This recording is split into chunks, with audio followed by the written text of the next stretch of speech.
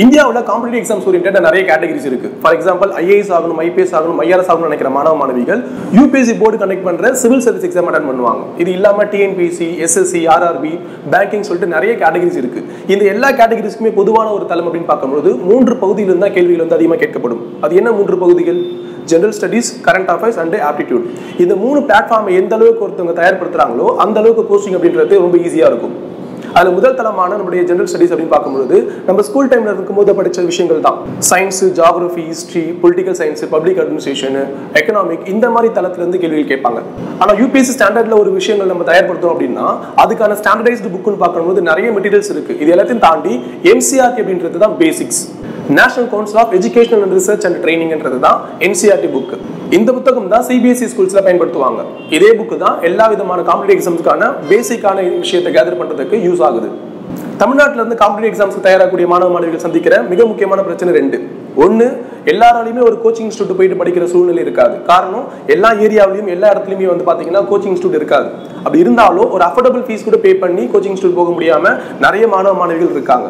இன்னொரு பிரச்சனை பாத்தீங்கன்னா மொழி, லாங்குவேஜ் அப்படின்றது முக்கியமான பிரச்சனையா இருக்கும். ஐஏஎஸ் ஆகணும், ஐபிஎஸ் ஆகணும், ஐஆர்எஸ் ஆகணும் நினைக்கிற மாணவர்கள் யூபிஎஸ்சி போர்டு கண்டக்ட் பண்ற சிவில் சர்வீஸ் எக்ஸாம் தான் அட்டெண்ட் பண்ணுவாங்க. ஆனா அந்த எக்ஸாம் முழுக்க இங்கிலீஷ் அண்ட் ஹிந்தில தான் இருக்கும் கொஸ்டின் பேப்பர்ஸ். அப்ப ஹிந்தி அண்ட் இங்கிலீஷ்ல இருக்கக்கூடிய கொஸ்டின் பேப்பர்ஸ் நம்ம புரிஞ்சுக்கணும் அப்படின்னா அது ரொம்பவே கடினமா இருக்கும். அதுல கேட்க போற ஜெனரல் ஸ்டடீஸா இருக்கட்டும், இல்ல கரண்ட் அஃபேர்ஸா இருக்கட்டும், அத்தனையுமே பாத்தீங்கன்னா இங்கிலீஷ் அண்ட் ஹிந்தில இருக்கும். அந்த ஜெனரல் ஸ்டடீஸ்க்கான டாபிக் எல்லாமே NCERT புக்ல இருக்கிற பேசிக்ஸ் தான் கேட்பாங்க. சோ நாங்க என்ன பண்ண போறோம், NCERT புக்ல இருக்கிற கண்டென்ட்டை இருக்கிற விஷயங்களை அப்படியே தமிழ் எளிமையாக்கி கொடுக்க போறோம். இது யாருக்கெல்லாம் பயன்படும்? வெறும் யூபிஎஸ்சி படிக்கிறவங்க மட்டும் தான் பயன்படுமான்னு கேட்டா கிடையாது. யூபிஎஸ்சி கீழே தான் டிஎன்பிஎஸ்சி மற்ற எல்லா காம்படிட்டிவ் எக்ஸாம்ஸும் வருது. ஏன்னா பொது அறிவுன்னு பார்க்கும்போது அதில் மாற்றம் ஏற்படுறதுக்கு சாத்தியம் இல்லை. ஹிஸ்ட்ரி பார்க்கும்போது இந்தியன் ஹிஸ்ட்ரி அப்படின்னா யூபிஎஸ்சியில் என்ன சொல்றாங்களோ அதில் இருக்கிற விஷயங்கள் தான் NCERT புக்லையும் இருக்க போகுது. அப்படின்னும் பொழுது யூபிஎஸ்சி ஆஸ்பிரண்ட்டுக்கும் யூஸ் ஆகும், டிஎன்பிஎஸ்சி ஆஸ்பிரண்ட்டுக்கு யூஸ் ஆகும், பேங்கிங் ஓரியன்டா ரெடி ஆகிறதுக்கு யூஸ் ஆகும். இது இல்லாமல் இங்க இருக்கிற சிபிஎஸ்சி ஸ்கூல்ல படிக்கிற மாணவ மாணவிகளுக்கும் யூஸ் ஆகும்.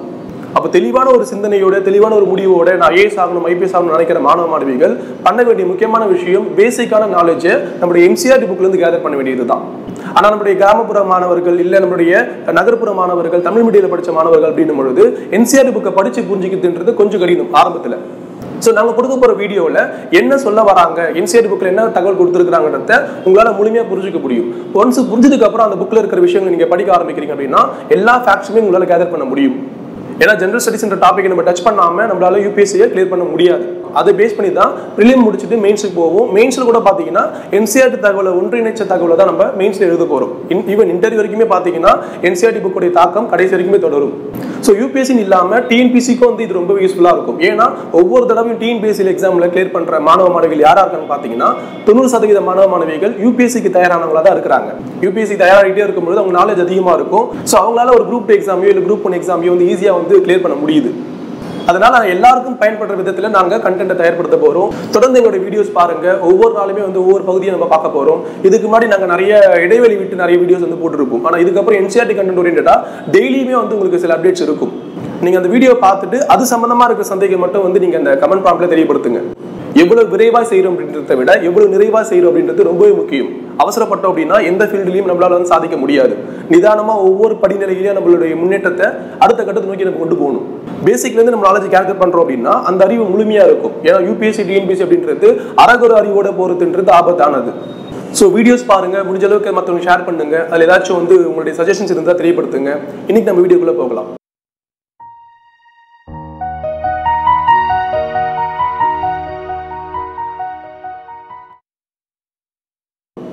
இன்னைக்கு நம்ம பார்க்க போற டாபிக் ஹிஸ்டரி.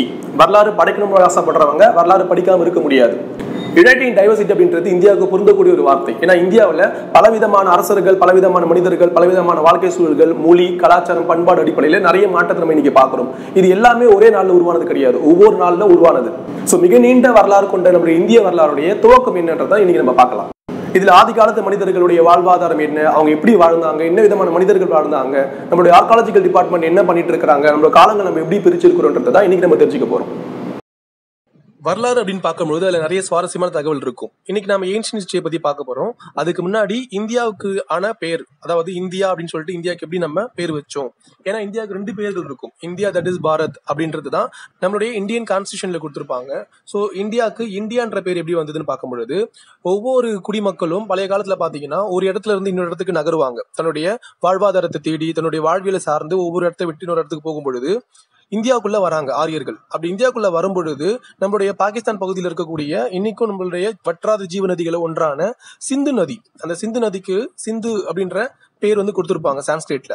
அந்த ஜீவ நதியை கடந்து தான் இந்தியாக்குள்ள வருவாங்க. ஏன்னா வந்து எல்லா நகர்ப்புறங்களுமே நதி ஓரம் சார்ந்துதான் இருக்கும். நீரின்றி அமையாத உலகுன்ற அடிப்படையில நீரோடைய ஆதாரம் எங்க இருக்குதோ அதை சார்ந்த வாழ்வியலை அமைக்கிறதுக்கு தான் ஆரம்ப காலத்துல இருந்து இன்னைக்கு வரைக்குமே வந்து மனித சமுதாயம் முறிச்சு எடுத்துட்டு இருக்கும். அந்த அடிப்படையில இன்னைக்கு இருக்கிற சிந்து நதி அப்படின்றது தான் சிந்து அப்படின்னு சொல்லிட்டு சான்ஸ்கிரிட்ல கொடுத்திருப்பாங்க. இதே வந்து இரானியன்ஸோ கிரீக்ஸோ பாத்தீங்கன்னா இண்டூஸ் அப்படின்னு சொல்லிட்டு மென்ஷன் பண்ணுவாங்க. அந்த சிந்து நதின்ற அந்த பேரை வந்து இரானியன்ஸும் கிரீக்ஸும் இண்டூஸ்ன்னு சொல்லுவாங்க. அந்த நேம் வந்து காலப்போக்கில் மாறி இண்டோஸ், ஹிண்டூஸ் அப்படின்னு சொல்லிட்டு மாறிதான் இன்னைக்கு நமக்கு இந்தியான்ற பேர்ல இருக்கு. இது சிந்து நதிக்கு கிழக்கு பகுதியில் இருக்கிற நாடு, கிழக்கு பகுதியில் இருக்கிற பகுதி அப்படின்றது தான் இந்தியான்றதான் மென்ஷன் பண்ணியிருக்காங்க. இது இந்தியாவுக்கான விளக்கம். இன்னொரு பேர், இந்தியாவுக்கான இன்னொரு பேர்னு பார்க்கும்போது பாரத். பாரத் அப்படின்ற நேம் எப்படி வந்து பாத்தீங்கன்னா ஒரு 3500 வருஷத்துக்கு முன்னாடி நார்த் வெஸ்ட் ரீஜன்ல வாழ்ந்த ஒரு குறிப்பிட்ட மக்களுடைய பேர் தான் பாரத் அப்படின்னு சொல்லிட்டு நம்மளுடைய ரிக்வேதா, பல வேதங்கள்ல ஒன்றான ரிக்வேதால மென்ஷன் ஆயிருக்குன்ற மாதிரி சொல்லியிருக்காங்க. சோ இந்த 2 பேர் அடிப்படையில தான் நம்மளுடைய இந்தியாவுக்கு இந்தியா தட் இஸ் பாரத் அப்படின்ற நேம் வந்து மென்ஷன் பண்ணியிருக்காங்க. So India that is Bharat அப்படின்னு அழைக்கப்படக்கூடிய இந்த நிலப்பகுதியோடைய அந்த காலத்து வரலாறு என்னன்றதை தான் நம்ம ஒவ்வொரு நாள் வகுப்புல தெரிஞ்சுக்க போறோம். அந்த அடிப்படையில NCERT Class 6th ஹிஸ்டரியில பாத்தீங்கன்னா சாப்டர் 1க்கு கீழே ஏன்ஷியன்ட் ஹிஸ்டரியோடைய பேசிக் கொடுத்திருப்பாங்க. What, where, how and when, என்ன, எங்க, எப்படி, எப்பொழுது அப்படின்ற அடிப்படையில சில தகவலை நம்ம பார்க்க போறோம். அந்த காலத்துல வாழ்ந்த மனிதர்களுடைய உணவூட்டம் எப்படி இருக்கும், அவங்க எந்த விதமான உடையை வந்து உடுத்து இருப்பாங்க, எந்த விதமான ஒரு வீட்டுல வசிச்சிருப்பாங்க. ஏன்னா இன்னைக்கு நம்ம நிறைய விதமான ஒரு வாழ்க்கை முறையில வாழ்றோம். ஒவ்வொருத்தருடைய தேவையை வந்து வித்தியாசப்படுது, ஒவ்வொருத்தருடைய உணவூட்டம் வித்தியாசப்படுது, ஒவ்வொருத்தருடைய வாழ்வியல் சார்ந்த விதைகள் வந்து வேறுபடுது. அந்த காலத்துல என்ன கிடைச்சிருக்கும், எப்படி வாழ்ந்திருப்பாங்க, எப்படி தன்னுடைய இயற்கை சூழலிருந்து தன்னை பாதுகாக்கிறது, தனக்கு தேவையான உணவுப் பொருட்களை தேடுறது எப்படி அவங்க தெரிஞ்சு வச்சிருந்தாங்கன்றது தான் இன்னைக்கு நம்ம பார்க்க போறோம். இன்னைக்கு நம்ம நிறைய கேட்டகரிஸ் பீப்புள் நம்ம பாக்குறோம். டாக்டர்ஸ், இன்ஜினியர்ஸ், அட்வொகேட், கலெக்டர்ஸ், நிறைய விதங்கள்ல ஒரு ப்ரொஃபஷனல் ஓரியன்டா நிறைய பேர் இருக்கிறாங்க. அந்த காலத்துல இவங்களா இருந்தாங்களான்னு பார்த்தோம்னா கிடையாது. அந்த காலத்துடைய தேவை வேற, இந்த காலத்துடைய தேவை வேற.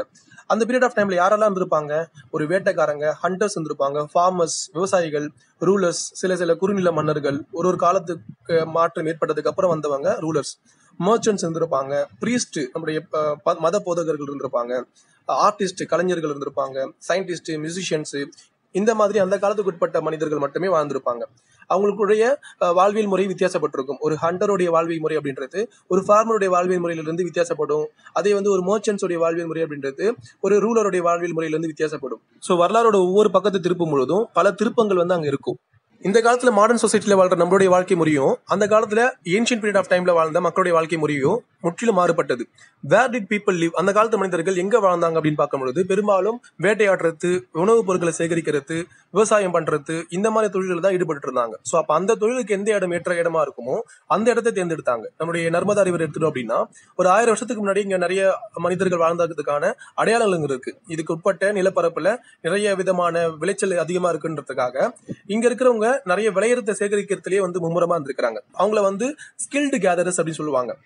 நிறைய ஃபாரஸ்ட்ல நிறைய உணவுப் பொருட்கள் விளைஞ்சு இருக்கும். அது இருக்கிற மக்கள் தொகைக்கு அதிகமாவே இருக்கும். பாப்புலேஷன் கம்மியா இருக்கு அப்படின்னா ப்ரொடக்ஷன்ஸ் வந்து அதிகமா இருந்த பீரியட் அது. அந்த பீரியட் ஆஃப் டைம்ல ஸ்கில்டு கேதர்ஸ் அதிகமா இருந்தாங்க. நம்ம நர்மதா ரிவர் பக்கத்துல பாத்தீங்கன்னா காட்டு பகுதியில் அதிகமா இருந்ததால அங்க ஸ்கில்டு கேதர்ஸ் அதிகமா இருந்தாங்க. அதே நம்மளுடைய சுலைமான், கித்தார் அந்த மாதிரி பகுதிகளில், இப்ப இருக்கிற பாகிஸ்தான் பகுதியில் பாத்தீங்கன்னா மென் அண்ட் விமன் 2 பேரும் சேர்ந்து வந்து கிராப்ஸ் வந்து பயிரிட்டாங்க. நம்மளுடைய வீட் அண்ட் பார்லி அப்படின்றது 8000 வருஷத்துக்கு முன்னாடியே பயிரிடப்பட்ட முக்கிய பயிர்களான்னு சொல்லப்பட்டது. இது இல்லாம அவங்க கால்நடை வளர்ப்புலயும் மும்முரமா இருந்தாங்க. ஷீப், கோட்டு, கேட்டல் இந்த மாதிரி கால்நடை வளர்ப்பு மூலியமாகவும் தன்னுடைய வாழ்வாதாரத்தை பெருக்கிக்கிட்டாங்க. கரோ ஹில்ஸ் அப்படின்றது மெகாலயில இருக்கக்கூடிய முக்கியமான ஒரு ஹில்லு. அந்த ஹில்லுல பாத்தீங்கன்னா அக்ரிகல்ச்சர் டெவலப் ஆகிறதுக்கான சாத்தியக்கூறுகள் அதிகமா இருந்திருக்கு. அக்ரிகல்ச்சருக்கு தேவையான நில அமைப்பு அதிகமா இருந்ததால அங்க விவசாயம் சார்ந்த விஷயங்கள் வந்து ப்ரொமோட் ஆயிருக்கு. இதே விந்தியா ரேஞ்சுன்னு பார்க்கும்போது இந்த இடத்துல தான் முதலா ரைஸ் வந்து கல்டிவேட் பண்ணிருக்காங்க. விந்தியா ரேஞ்சில இருந்து நார்த் சைடுல இருக்கக்கூடிய ரீஜன்ல தான் ரைஸ் கல்டிவேட் ஆயிருக்கு அப்படின்ற தகவல் இதுல கொடுத்திருக்காங்க. இது இல்லாம மத்த நதிகள், நம்மளுடைய சிந்து நதியோடைய ட்ரிபியூட்டரிஸ் இதெல்லாம் பார்க்கும்போது அந்த இடத்துல கிட்டத்தட்ட ஒரு 4700 வருஷத்துக்கு முன்னாடியே இயர்லியஸ்ட் சிட்டிஸ் வந்து ஃபார்ம் ஆயிருக்கு. இந்த இடத்துல தான் வந்து நம்மளுடைய ஹரப்பன் மொஹஞ்சதாரோ அப்படின்ற அந்த கல்ச்சர் வந்து ஆரம்பிச்சிருக்கு. இது எல்லாமே பாத்தீங்கன்னா விவசாயத்துக்கு சார்ந்த சூழல், நம்மளுடைய கால்நடை வளர்ப்புக்கு சாதகமான ஒரு சூழலை தான் தேர்ந்தெடுத்திருக்காங்க. தட் மீன்ஸ் நீராதாரம் அதிகமா இருக்கக்கூடிய பகுதிகள் தான் தேர்ந்தெடுத்திருக்காங்க. அந்த காலத்து ஆதி மனிதர்கள் ஒரே இடத்துல ஒரே நிலையான வாழ்க்கையை வாழல. சூழலுக்கு ஏற்ற மாதிரி, இடத்துக்கு ஏற்ற மாதிரி, கால சூழ்நிலைக்கு ஏற்ற மாதிரி தன்னுடைய வாழ்க்கையை வந்து மாத்திட்டே போயிருக்காங்க. எந்தெந்த காரணத்துக்காகலாம் ஒரு இடத்துல இருந்து இன்னொரு இடத்துக்கு நகர்றாங்க அப்படின்னா, லைவ்லிவுட், தன்னுடைய வாழ்வாதாரத்துக்காக நகருவாங்க.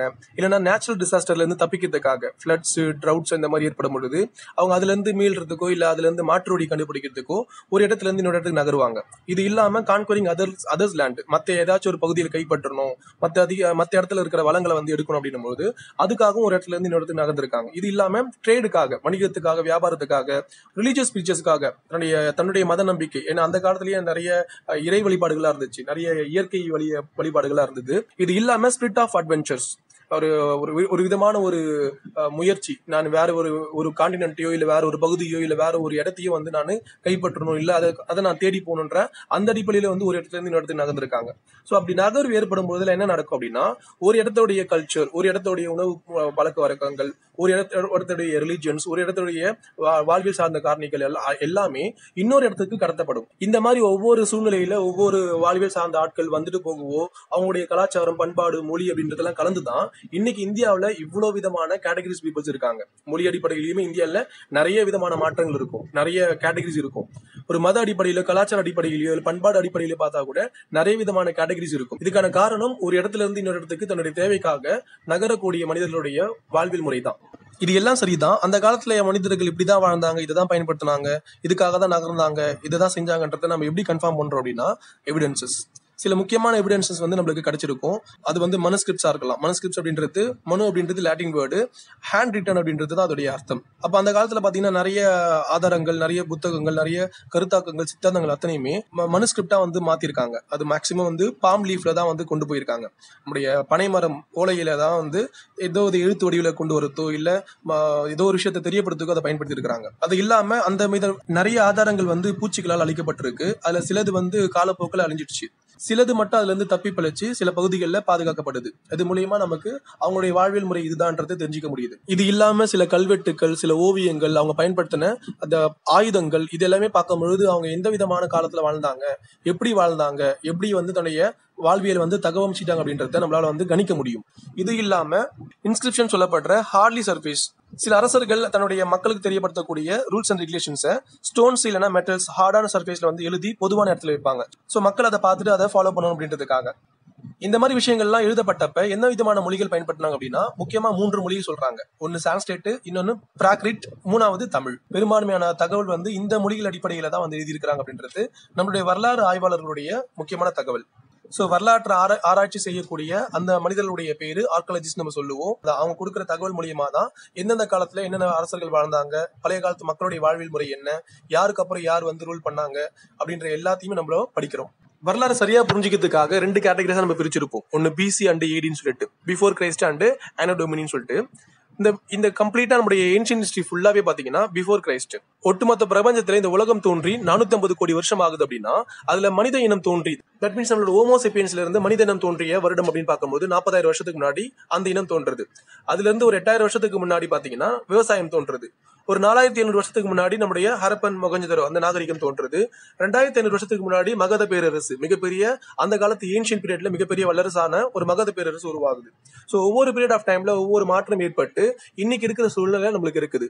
அந்த காலத்துல வாழ்ந்த அரசர்கள் வந்து நிறைய விஷயத்த வந்து எவிடன்ஸா கலெக்ட் பண்ணிருப்பாங்க, நிறைய விஷயத்த ரெக்கார்ட் பண்ணிருப்பாங்க. நம்முடைய கல்வெட்டுலயோ இல்ல மற்ற எவிடன்ஸ்ல வந்து கொடுத்ததுனால நம்மளால ஓரளவுக்கு கேட்டகரைஸ் பண்ண முடியுது. இந்த காலத்துக்கு உட்பட்டது இந்த பொருட்கள் எல்லாமே இது இருக்கு. சோ இதுல இருந்து நம்ம இந்த விதமான வாழ்க்கையில் முறையில அந்த காலத்து மனிதர்கள் வாழ்ந்தாங்கன்றத ஓரளவுக்கு வந்து புரிஞ்சுக்க முடியும். ஏன்னா இன்னைக்கு நம்ம பாக்குற இந்த ஒட்டுமொத்த உலகம் அப்படின்றது ஒரே நாள்ல ஒரே வருடத்துல வளர்ந்தது கிடையாது. இந்த டெக்னாலஜி, இந்த விதமான தாக்கம் எல்லாமே படிப்படியா வந்து நம்ம கிட்ட கிடைச்சிருக்கு. ஏன்ஷியன்ட் ஹிஸ்டரியை பொறுத்த வரைக்கும் பெரும்பான்மையான தகவல்கள் வந்து யூகிக்கப்பட்டதுதான், நிரூபிக்கப்பட்டது கிடையாது, நிரூபிக்க முடியாது. ஏன்னா காலத்துக்கு ரொம்பவும் பழமையானதுன்றதுனால முடிஞ்ச அளவுக்கு தான் கேதர் பண்ணி நம்ம கிட்ட கொடுத்துருக்காங்க. நம்மளுடைய அடுத்த வகுப்புல வரலாற்றுடைய காலங்கள் எப்படி பிரிக்கப்படுது, வரலாற்று ஆய்வாளர்களால வரலாற்றுடைய காலங்கள் எந்த அடிப்படையில கேட்டகரைஸ் பண்ணப்படுது அப்படின்றத நம்ம பார்க்கலாம். நன்றிகள்.